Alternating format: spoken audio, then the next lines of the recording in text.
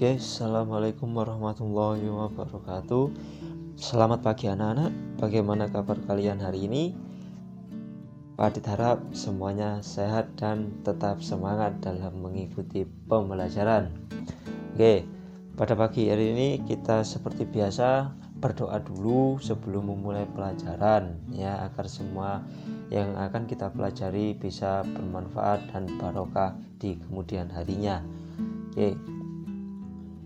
Sebelum Pak Adit melanjutkan pembelajaran, mumpung hari ini masih masuk bulan Syawal, Pak Adit ingin mengucapkan selamat Hari Raya Idul Fitri. Mohon maaf lahir dan batin.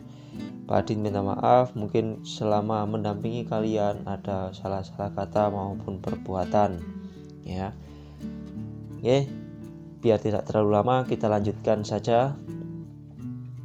Hari ini kita akan belajar materi berikutnya ya. Setelah kemarin kita belajar tentang ragam hias, hari ini kita belajar lagi ragam hias, namun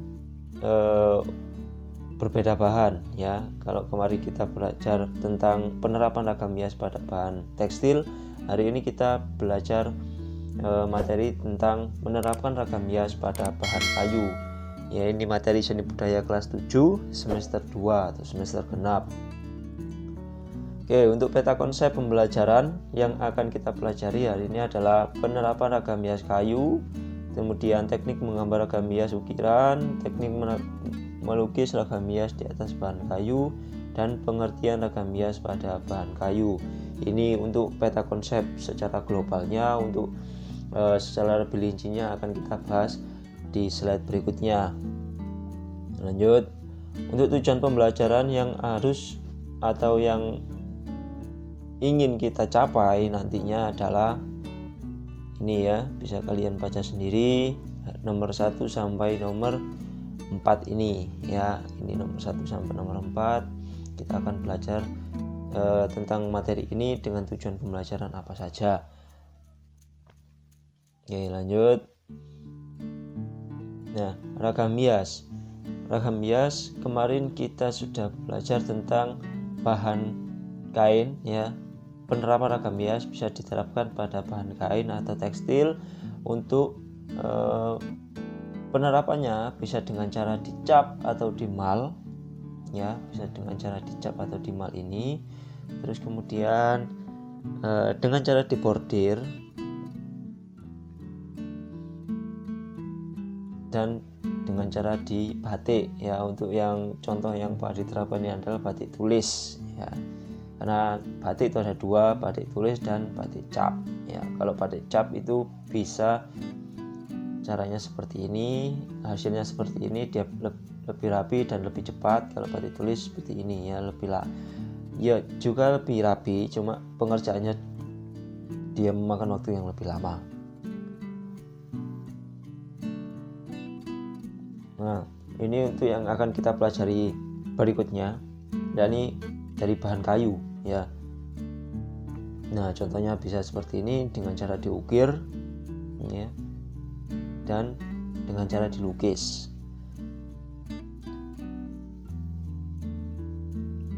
Ya, yang pertama adalah penerapan ragam hias pada bahan kayu.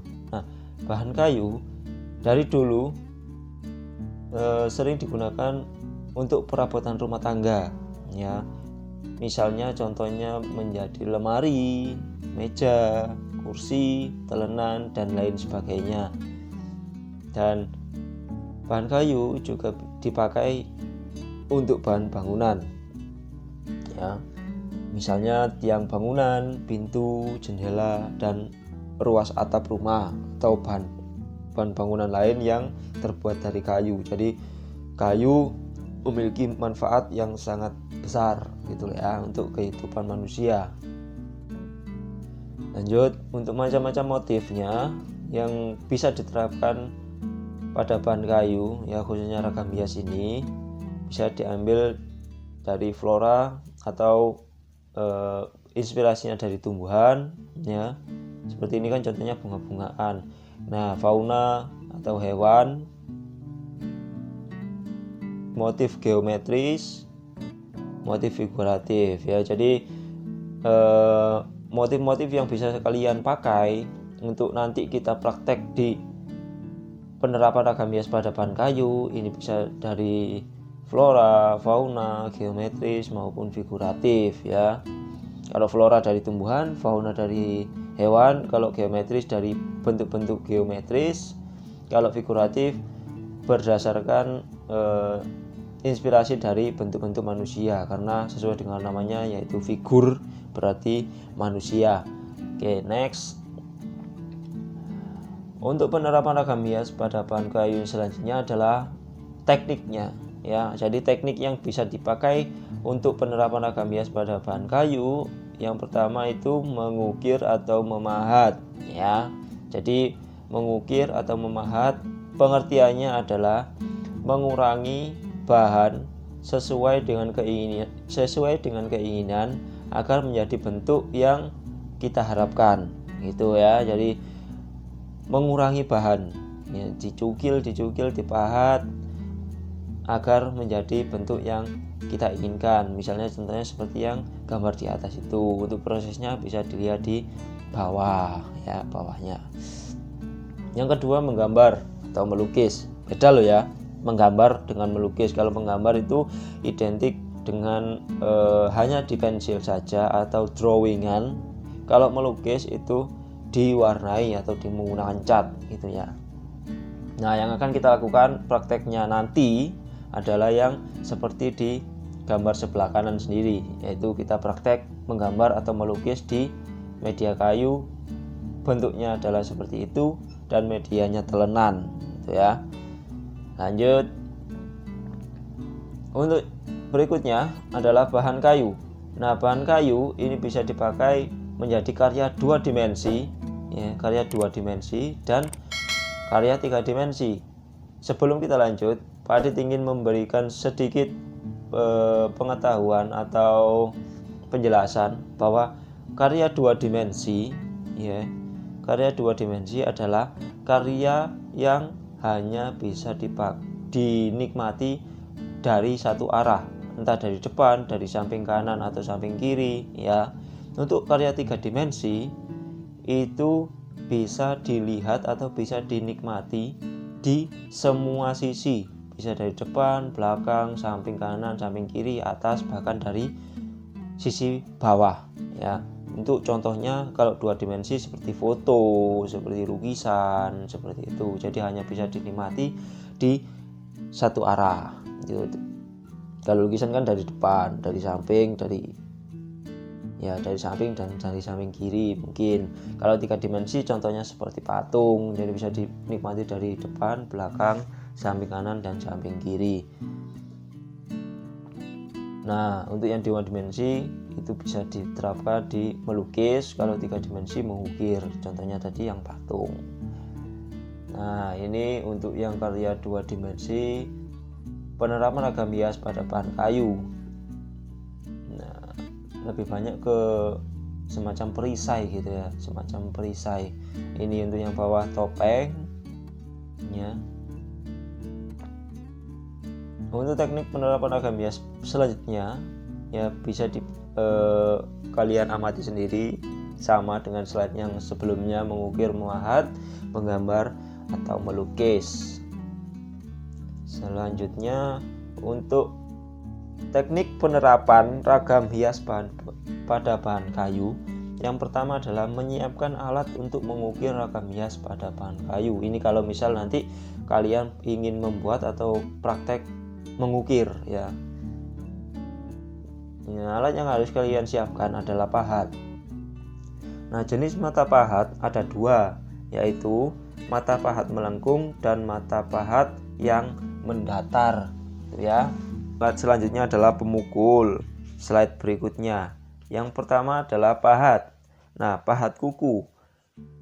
Pahat kuku atau pahat penguku. Contohnya seperti ini. Ya, jadi pahat kuku adalah bentuknya berbentuk lengkung seperti kuku manusia, makanya diberi nama pahat kuku. Untuk fungsinya, pahat penguku digunakan untuk mengerjakan bagian lengkung ya. Bagian lengkung melingkar membentuk cembung, cekung, ikal, dan pecahan aris maupun pecahan cawen, ya. Berikutnya adalah pahat lurus atau pahat penyilat. Pahat lurus contohnya seperti itu ya, jadi ujungnya dia berbentuk lurus. Fungsinya digunakan untuk mengerjakan bagian yang lurus atau rata. Pahat ini juga dapat digunakan untuk membuat dasaran dan membuat siku-siku tepi ukiran dengan dasaran agar terlihat lebih rapi ya tampilannya. Yang ketiga adalah pahat lengkung atau pahat kol. Ya, pahat lengkung ini bentuknya setengah bulat ya,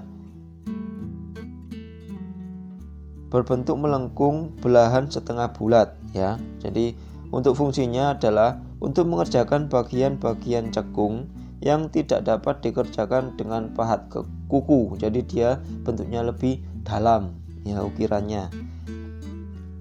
Contohnya seperti ini ya. Jadi dia ujungnya itu melengkung setengah lingkaran. Yang terakhir adalah pahat miring atau penggot. Mata pahat penggot berbentuk miring, meruncing, dan tajam sebelah. Ya, jadi dia lurus, kemudian bentuk yang sisi sebelahnya dia lancip. Ya, seperti kurang lebihnya bentuknya seperti pahat lurus atau pahat penyilat itu ya, yang ada di gambar yang kedua. Itu bentuknya pahat miring penggot. Bisa kalian amati sendiri bentuknya seperti itu ya. Fungsinya adalah untuk membersihkan pada sudut sela-sela ukiran dan meraut bagian-bagian yang diperlukan ya. Itu fungsinya. Yang kedua, alat yang harus kalian siapkan jika ingin membuat ukiran pada bahan kayu adalah pemukul. Nah, pemukul ini yang tadi Pak Adit bilang yaitu palu ya. Palu bisa dibuat dari kayu, dari besi, dan dari batu ya. Selanjutnya adalah membuat ragam hias ukiran pada bahan kayu. Ya, untuk prosedur mengukir ragam hias pada bahan kayu adalah sebagai berikut. Yang pertama adalah menyiapkan alat dan bahan untuk menggambar ragam hias. Yang kedua adalah memilih bentuk ragam hias sebagai objek karya seni rupa. Ya, jadi kalian harus menentukan dulu bentuk ragam hias yang akan kalian pakai, entah dari bentuknya seperti flora, fauna, geometris, figuratif seperti itu. Kemudian membuat sketsa ragam hias pada bahan kayu. Yang selanjutnya adalah mengukir sketsa menggunakan alat pahat yang telah disiapkan. Jadi mulai proses mengukir. Kemudian yang selanjutnya adalah memberikan warna pada hasil ukiran atau memberi pelapis kayu. Biasanya kalau misal tidak ingin diwarna, bisa menggunakan vernis ya, agar kayu lebih kuat juga lebih mengkilap hasilnya. Kemudian yang selanjutnya, kalau misal kalian yang tadi kan proses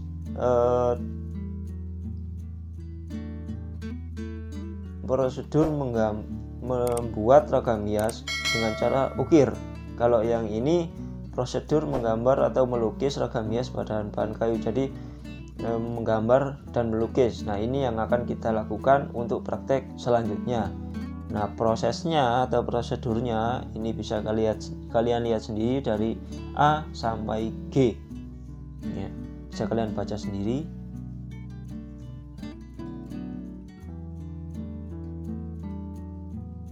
Oke, ini sudah di penghujung slide ya. Jadi tugas hari ini adalah tuliskanlah tentang ringkasan materi kita hari ini yang ada di video dari awal sampai akhir tadi. Jadi kalian membuat rangkuman materi yang dari awal sampai akhir ini tadi yang ada di video ini tentang materi membuat atau menerapkan ragam hias pada bahan kayu. Ini kalian rangkum di buku, kemudian kalian foto hasilnya ya. Ingat, foto hasil rangkuman kalian dengan diri kalian. Jadi kalian berfoto dengan hasil rangkuman kalian ya. Nah, sekian dan terima kasih. Mungkin itu materi kita hari ini ya. Kalau misal ada yang kurang jelas bisa kalian tanyakan di komentar atau di WA Pak Adit ya. Mungkin seperti itu. Sekian. Kurang lebihnya mohon maaf. Assalamualaikum warahmatullahi wabarakatuh.